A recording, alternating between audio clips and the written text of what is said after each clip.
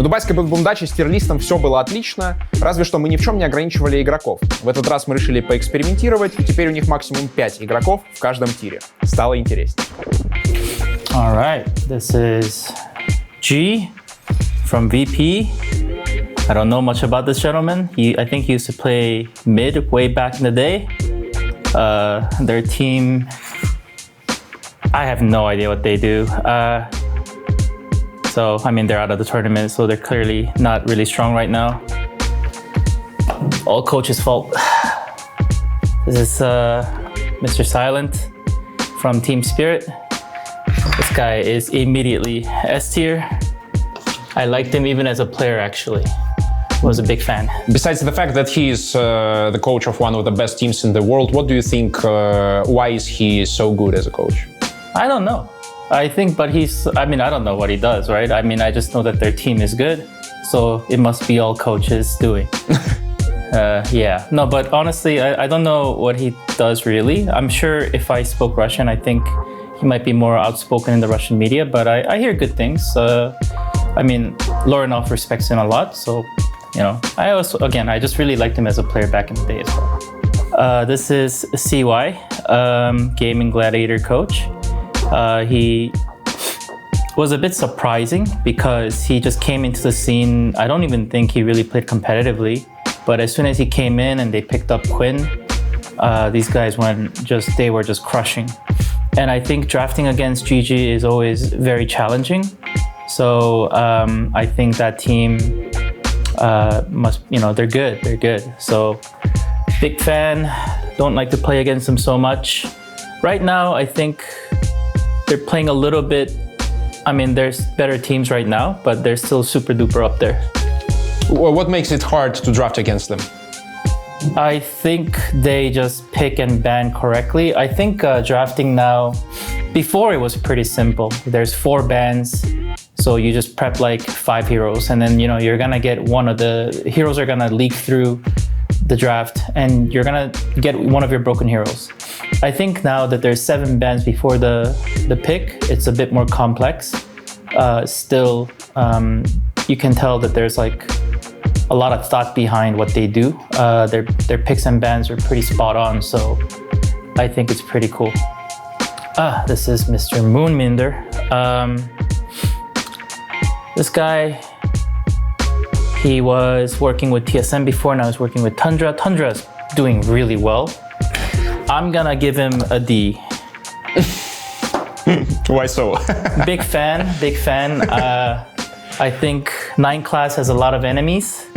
I don't even meet this guy because I'm way too low MMR, but he has a lot of enemies. He's not really doing a good job at guiding young, what's the word I'm looking for? I don't know. I think he can give better guidance as the older dude, but maybe he's doing great. But their Dota's great, right? Their Dota's great. But because one of their players is so many enemies. This is Astini. I think he's Brazilian. I think he's working with Entity. So good job. How was it possible for no one to come back so well? What do you think? I think these old players, these OGs, I wouldn't say really old players, these OGs, I think they're like, far as like talent goes, it's still all there. Their physicality, like all of it's there. Their hardware is good. And I think all that needs updating is just like software. I think no one playing with like a new meta Dota team like Entity, his software is updated, now he's good. He's just doing good. I think that's great. This is maps of, is it XG? Let me quickly check. Maps is Extreme Gaming. Yes. XG, I think they play one of the most coolest Dota. It's really interesting because a player like Ame, I think, was in the same archetype as like Yatoro. So there's like, in the world of like carries, I think there's like Skitter, and then there's like Yatoro. You're either like super hard carry, or you're more like macro, like semi-carry type stuff. But Ame somewhat have recently changed his identity a bit.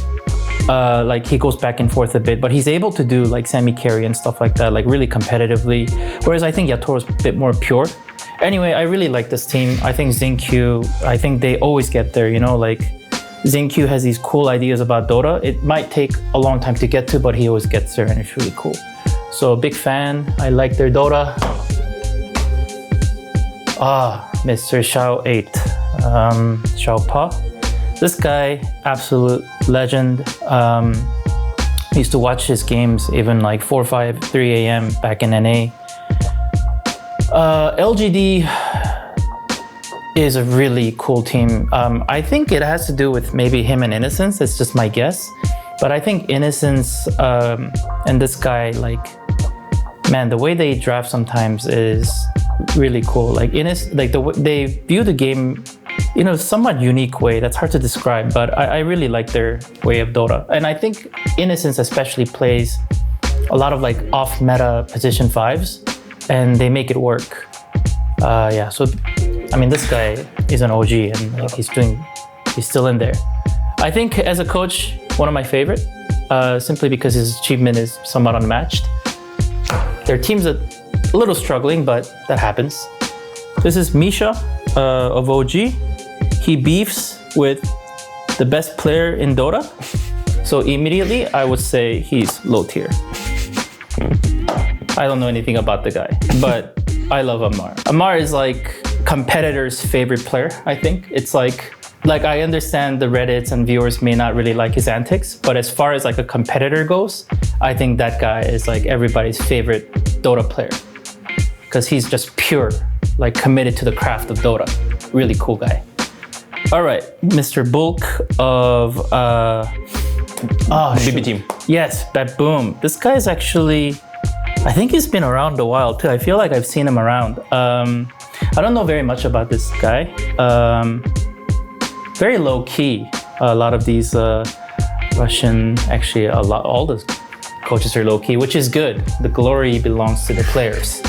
I don't know anything about this gentleman. Boom. Boom is an interesting team. I think the most interesting thing about Boom is Toronto Tokyo, because it's a guy that won TI as a mid player, and mid players are special people. They come with like, they got this like ego, and that's great.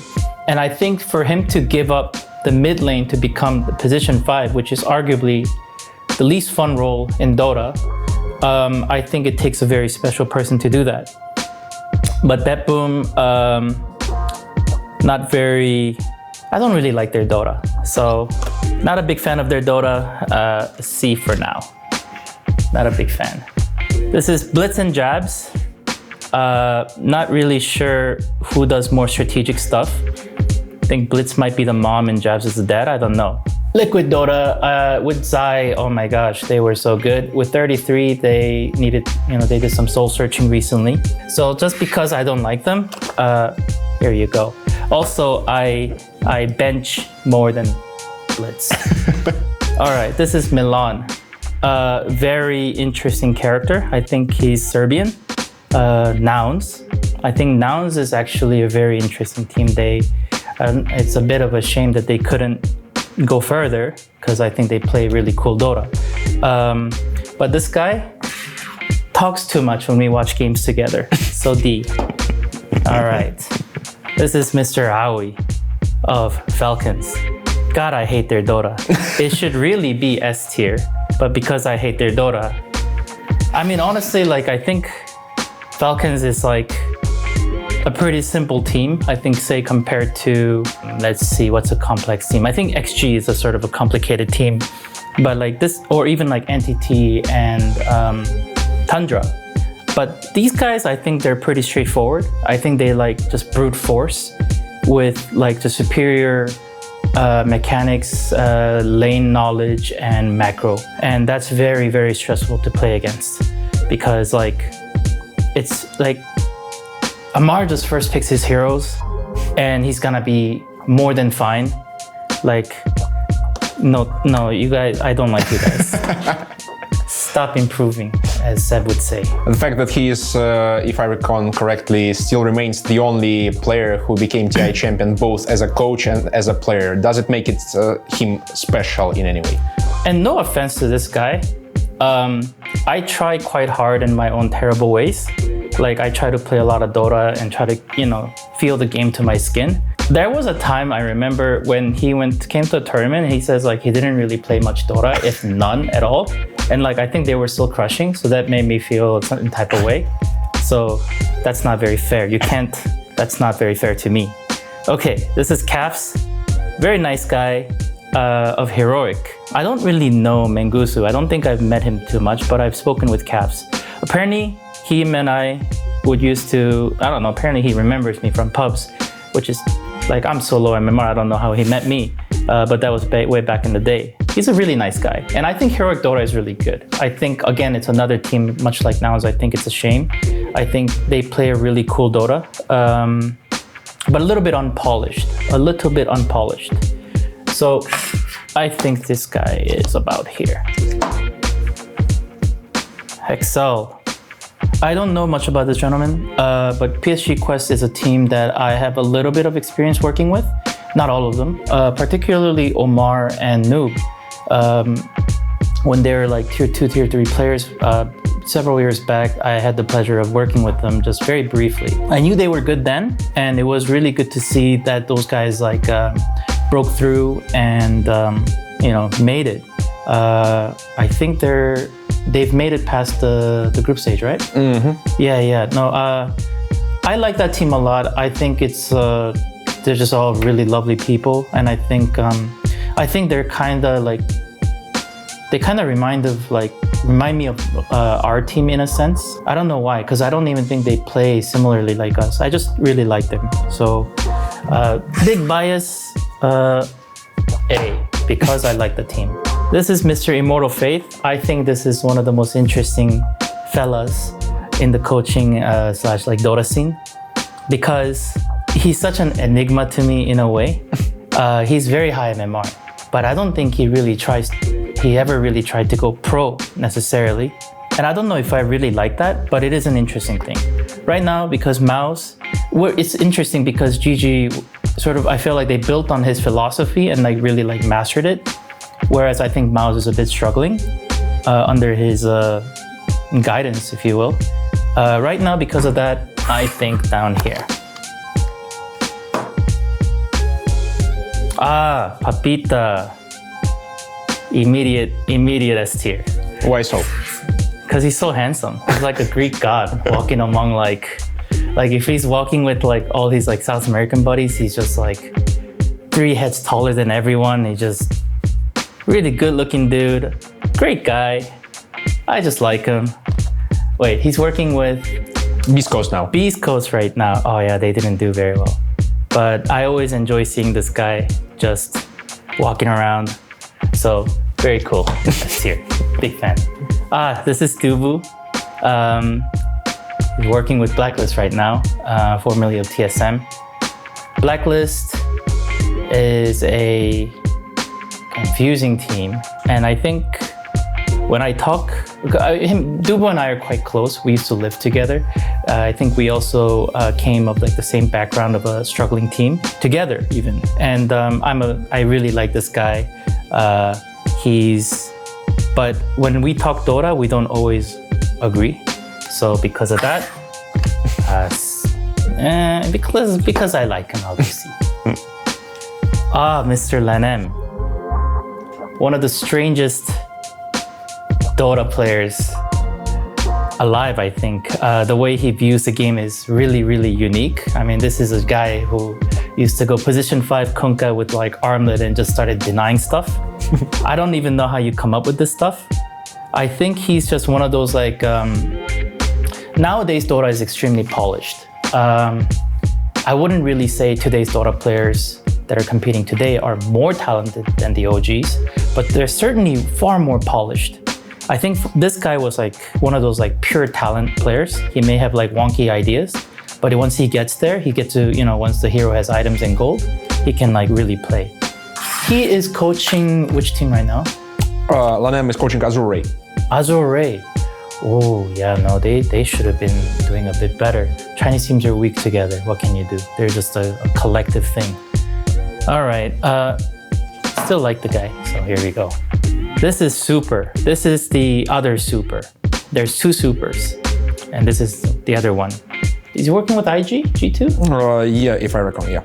I think he has a very tough job. He has to work with JT, who is a very fun player who I don't even know what I would say to the guy when he drops like rapiers like he did. I mean, that was already months ago, but I think sometimes I think to myself is like, I have to, as a coach, you have to be encouraging, but then like he keeps dropping rapiers. I think it's a very tough job. I really, feel for this guy.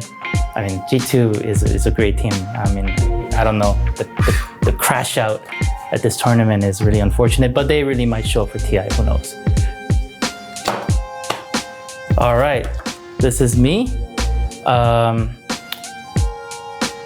mean, I'm the best. I mean, like, I'm really the best. I don't know why we struggle as much as we do, because like, I'm so good at my job, I don't get it. It must be my players. My players suck, but it's okay. We're gonna get through this playoffs and do well. Actually, I will say, last year, Riyadh, we got third place with, Talon. Made a huge mistake where we forgot about Lone Druid. So we picked Storm first picked Storm, and then we got like 9 Lone Druid or something. That was terrible. I actually, back then it wasn't 8 and 9. Anyway, we got Lone Druid. It was horrible. And I think I messed up at TI too. So, little embarrassing, but you gotta have a lot of self-love.